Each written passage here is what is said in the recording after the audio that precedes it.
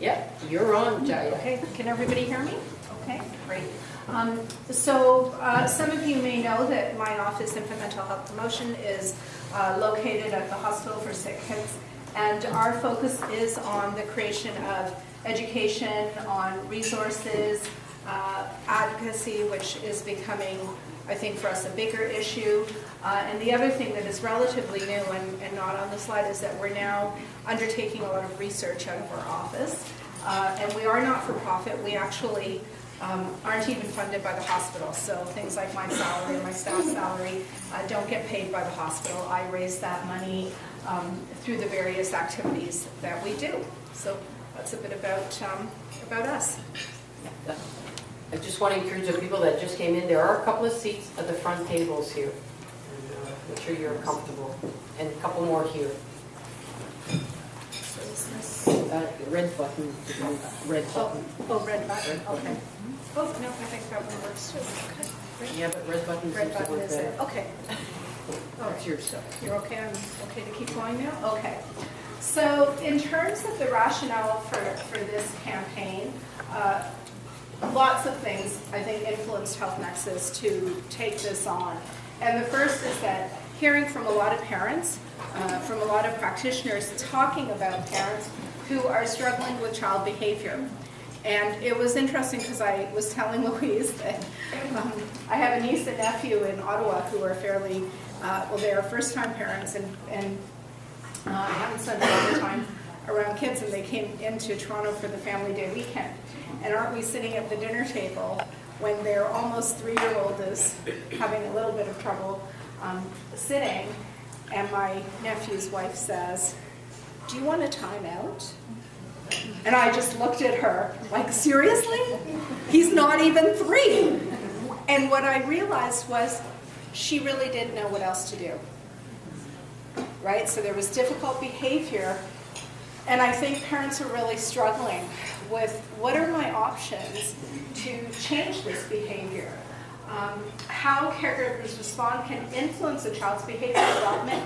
And of course, from the infant mental health perspective, infant mental health, and I think parents largely, and I'm going to extend that to even professionals, don't realize that something like child behavior guidance and discipline actually have a really profound impact on a child's mental health.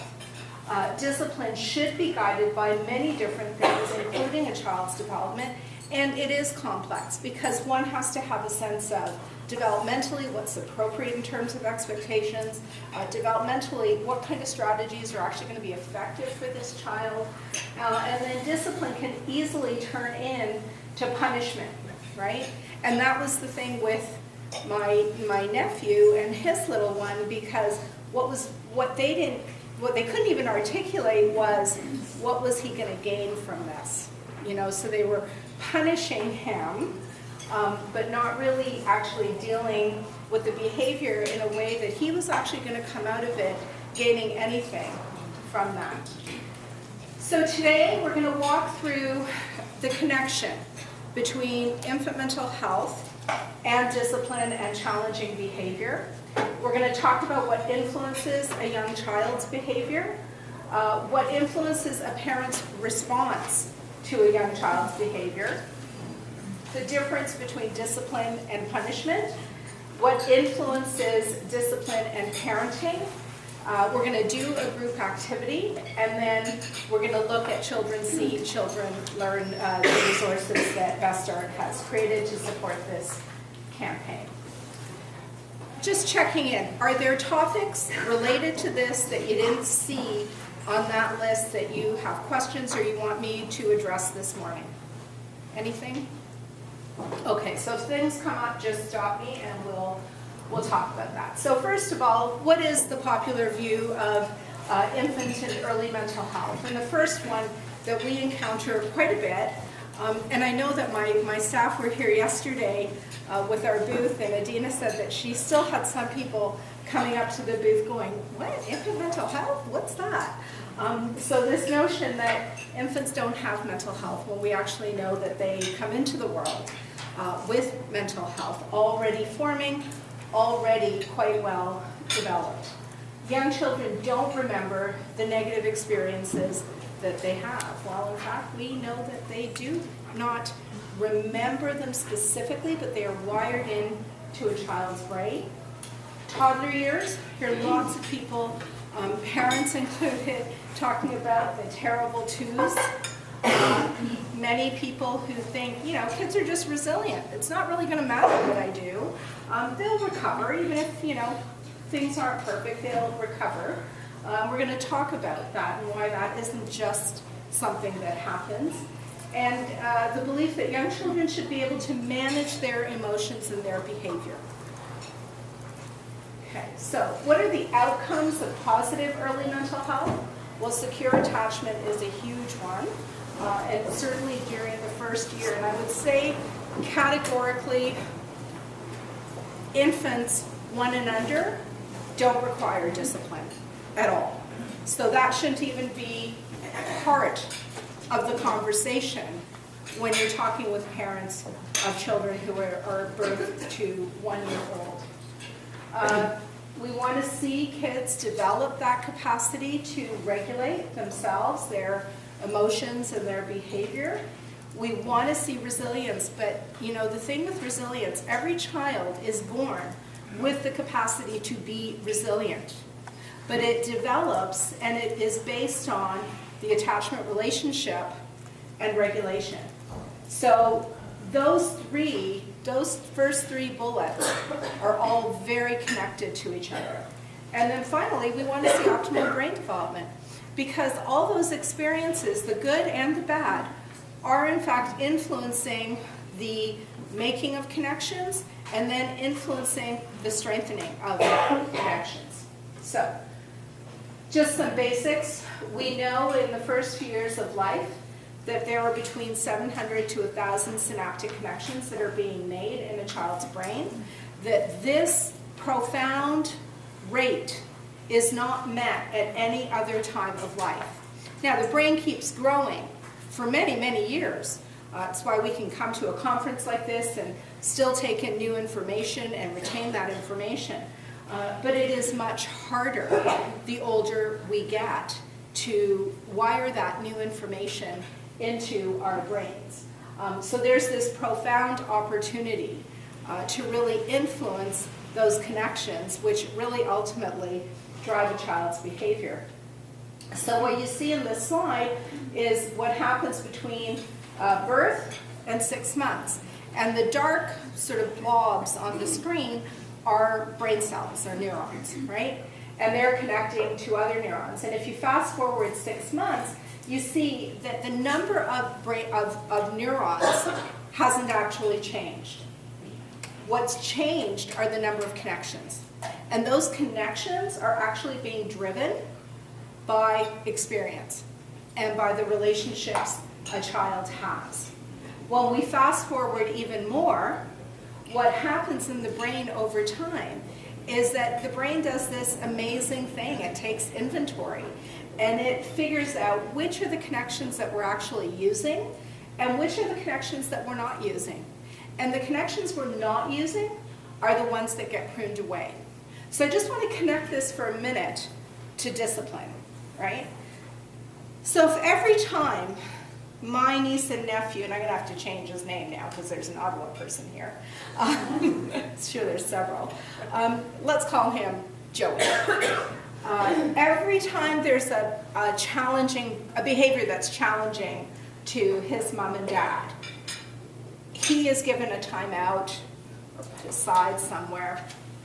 What gets wired into his brain, right, is possibly, you know, when I misbehave, I actually can get their attention, right? Or when I'm having trouble managing my behavior, they're actually not very helpful because they put me over here, right? Which aren't the kinds of messages we actually want wired into a young child's brain, right? Because they take that with them into their adolescent years. So, you know, just very quickly to illustrate the plasticity that is in the brain in those first 3 years. This was an experiment that was done by, I think it's Eric Knudsen, and he does a lot of work with barn owls. And barn owls like to eat mice, field mice, barn mice. So he took these little baby barn owls and he fitted them with these little goggles.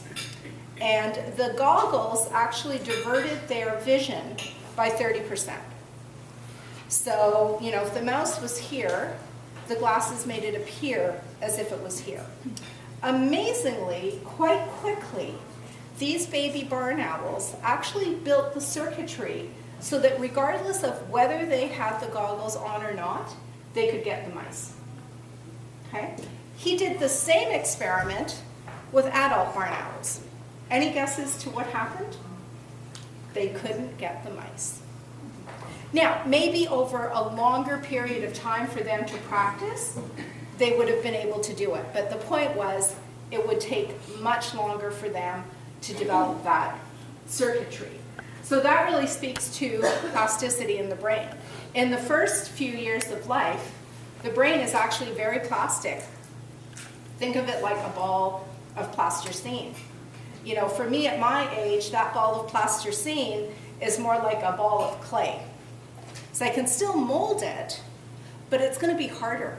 It's going to be harder to shape it. Whereas the plasticine is really, really soft and pliable, and I can easily mold it into different things.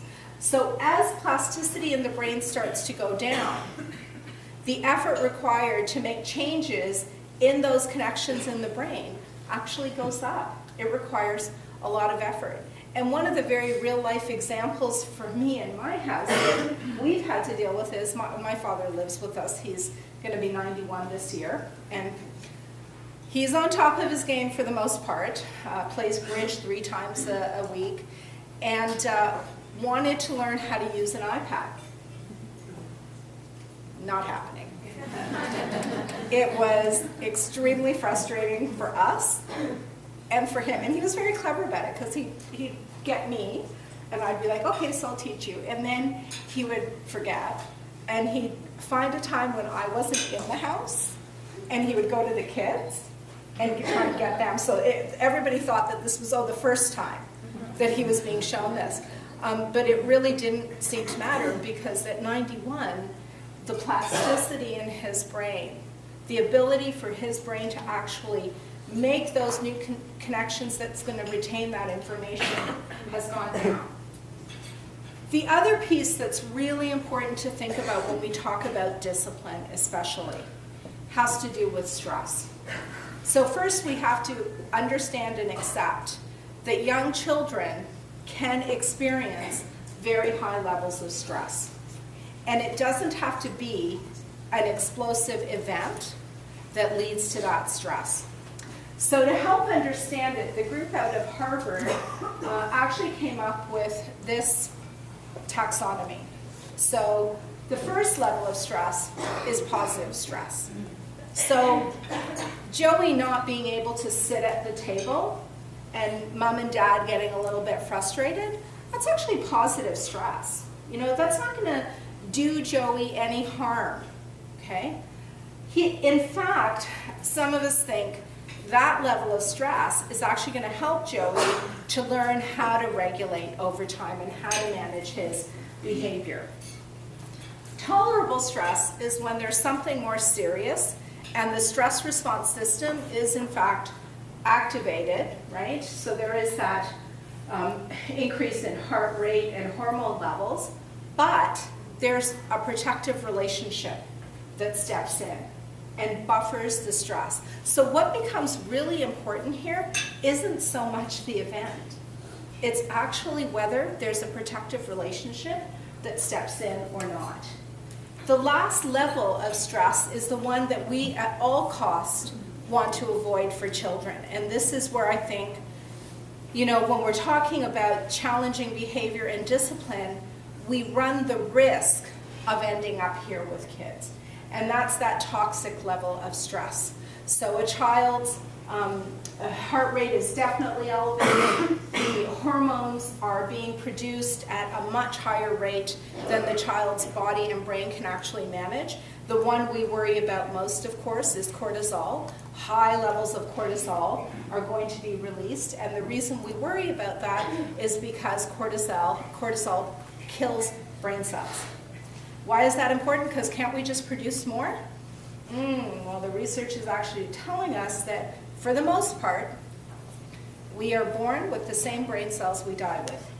We don't actually produce more. There are some new cells that are appearing in the emotional hub of our brain, in the hippocampal system, but very limited, right? So when kids are experiencing that toxic level of stress, what is really key is where is that protective relationship? So I want you to think about now a challenging behavior, right? And a child who is being, maybe screamed at, yelled at, things being taken away from him, possibly put aside, given a timeout. That's a pretty high level of stress. And for a child who might be experiencing that kind of interaction several times during the course of the day, right? That is a concern. It's a very serious concern. So, what's going to influence how families choose to actually discipline their children? Parenting style, attachment, temperament, regulation, resilience, and executive functioning. And to some degree, with all of these things, like especially things like regulation and executive functioning and temperament, it's going to be important to think about not just where the child is at, but where the parent is at, right?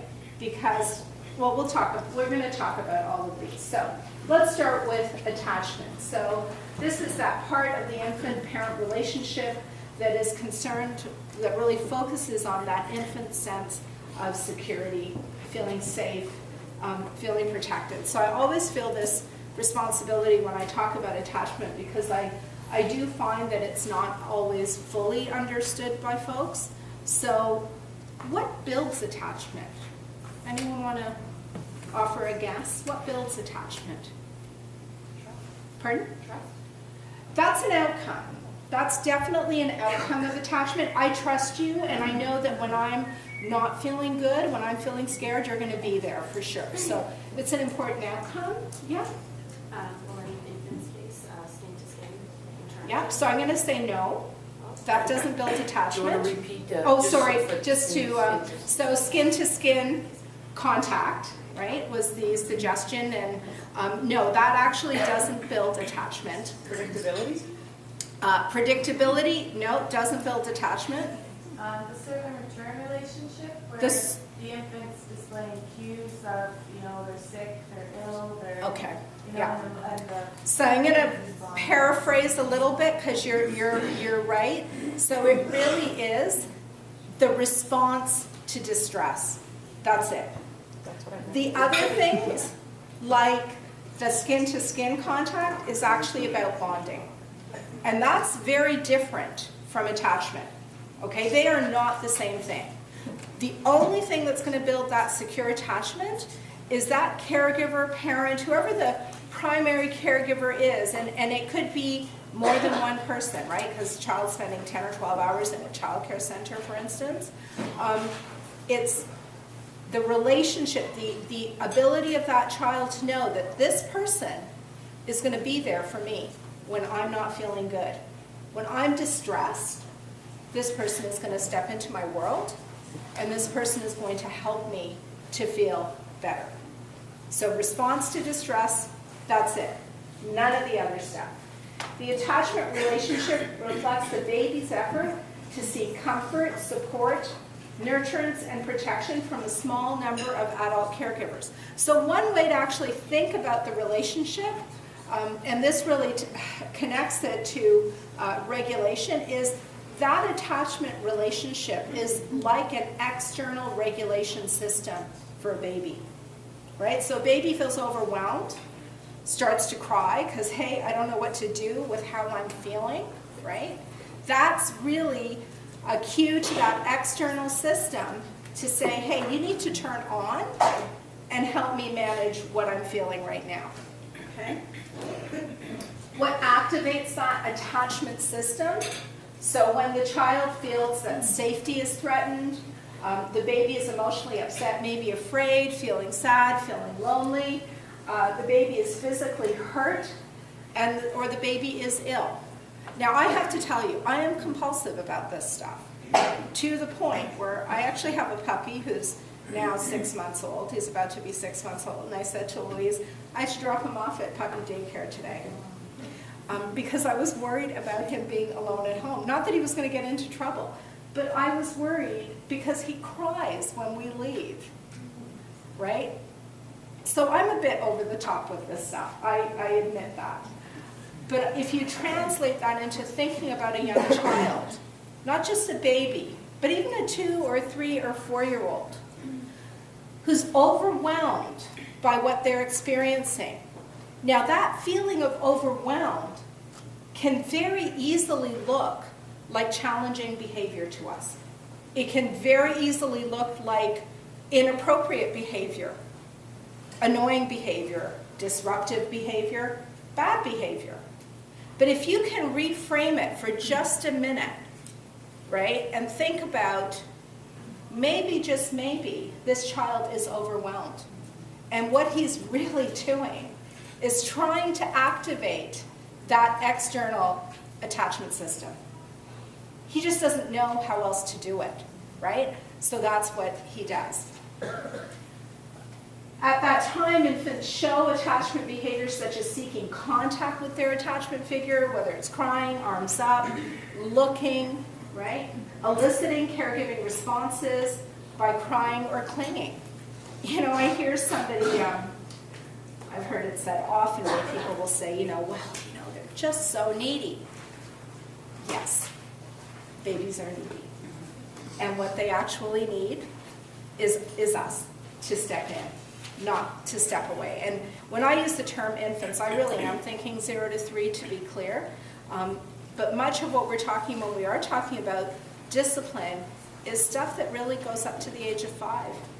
And we took this approach because of what we now understand in terms of attachment, but also in terms of regulation and overall brain development. So I like this slide. This is from Circle of Security, which is an intervention program for high-risk families. And the reason that I like it is I think it really beautifully illustrates what happens for kids. And I want you to just for a minute even think about a child that you've worked with, it could have been 10 years ago, who had some of that challenging behavior, right? And what might be happening for that child. So as that child leaves the safety of that relationship and starts to explore, really think about it as, yeah, I'm ready to step away, but I really still need to know that you're going to be there and that I can come back. And I need you to support me as I begin to explore. As the child continues to do that exploration, what parents need to understand is the child is still feeling that need to watch over me, delight in me, help me, and enjoy with me. And as they continue, that feeling of, I may need you, so please don't go, is there. And that sense of, it's okay for me to go back. I don't have to stay out here all by myself, right? And that safe haven is a place where I know that you're going to protect me, you're going to comfort me, you're going to delight in me, and you're going to, and this is the big one, especially with discipline, you're going to help me organize my feelings, right? Because kids don't start that behavior that can be difficult when they're feeling really great. They start that difficult behavior really when they're saying, hey, I got a lot of feelings and I don't know what to make of them. I don't know what to do with these feelings, so I'm going to act out, so I'm going to do this, right? So If our response is a negative response, right? That punishment, that screaming, that putting them out for timeout, the child has left to explore, feels, ooh, you know what, I'm not sure I want to be out here just by myself, I want to go back. You know, I still need support for exploration, and maybe even that behavior is miscuing you, or miscuing the parent in terms of what they need. I act like I need comfort and or protection, right? And so for some parents, that makes us both feel uncomfortable, right? Because the parent's thinking, I want you to go out, I want you to explore the world, I want you to see what's out there, right? Child may get further on the circle, you know, and say, I'm still miscuing you, I act like I need to explore or be distant. So this is the little one who might even be pushing the parent away as the parent tries to step in. That makes us uncomfortable, and I've miscued you again, right? So when I get upset, my behavior is telling you something important, right? So the first thing I'm going to say is when you have that challenging behavior, really take the step back and don't try and label it. Don't put a name to it. Don't call it anything, right? When my feelings are too much for me to handle alone, I need you to help me. I need you to be here with me. I need to know that I can count on you, that I need you and you're going to step in, and that you are going to help me work out what I'm feeling, right?